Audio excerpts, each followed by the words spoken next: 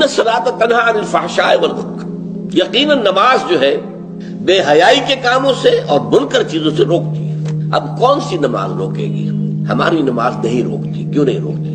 ہماری نماز کی روح موجود نہیں۔ روح تو کیا دور آئے گی، ہمیں تو یہی پتہ نہیں ہوتا ہم پڑھ کیا رہے ہیں۔ It's a parrot like repetition, یاد ہے بس پڑھ دیا جلدی سے جلدی کیا اور اللہ نے فیصلہ۔ اور چونکہ اس وقت اس کا آپ کا ذہن جو ہے وہ اس کام میں مصروف ہی نہیں ہے کہ وہ سمجھے کہ آپ کیا کہہ رہے ہیں، لہذا خالی ذہن تو رہ نہیں سکتا۔